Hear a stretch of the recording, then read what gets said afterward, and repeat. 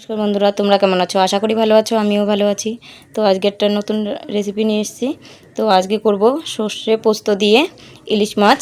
তো দেখো, মশলা নিয়েছি, লঙ্কা বাটা নিয়েছি, জিরে বাটা, সর্ষে বেটে ছেঁকে নিয়েছি। দেখো, শুধু জলটাই নিয়েছি সর্ষের।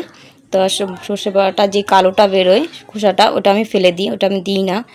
আর পোস্ত নিয়েছি, লবণ, হলুদ, আর মাছটায় লবণ হলুদ মাখিয়ে আমি হালকা করে ভাজা করে নেব। তেল গরম হয়ে গেছে বন্ধুরা, এখন আমি একে একে মাছগুলো হালকা হালকা করে ভাজা করে নেব, এপিট ওপিট করে।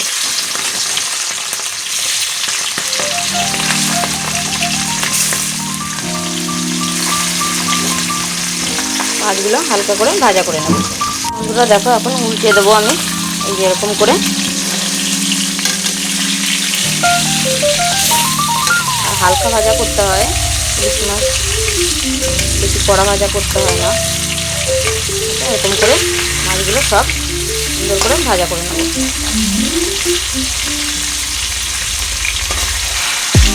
হয়ে গেছে বন্ধুরা মাছ ভাজা, এখন আমি নামিয়ে নেব। হালকা করে সবগুলো ভাজা করে নিয়ে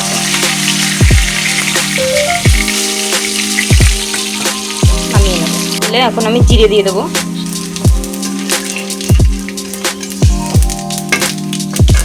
জিরেটা একটু লাল লাল হয়ে যাবে, তখন আমি লঙ্কা বাটাটা দিয়ে দেবো। একে একে সব বাটা মশলাগুলো দিয়ে দেবো।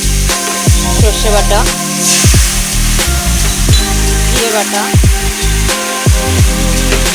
পোস্ত বাটা,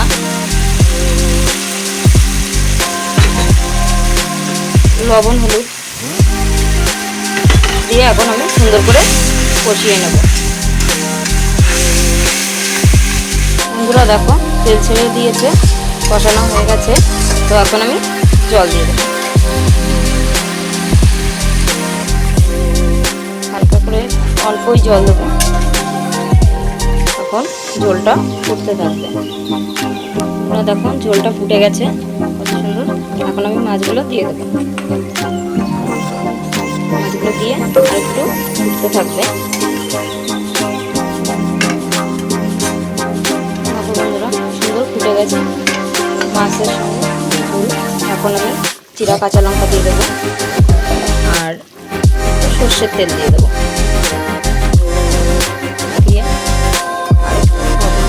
তাহলে কাঁচা লঙ্কার ফ্লেভারটা আর মানে তেলটা মাছের মধ্যে খুব সুন্দর ঢুকে যাবে। দেখো বন্ধুরা, হয়ে গেছে। তো এখন আমি নামিয়ে দিচ্ছি। আর যদি ভালো লাগে সাবস্ক্রাইব করে পাশে থাকবে। আর কেমন লেগেছে অবশ্যই কমেন্ট করে বলো।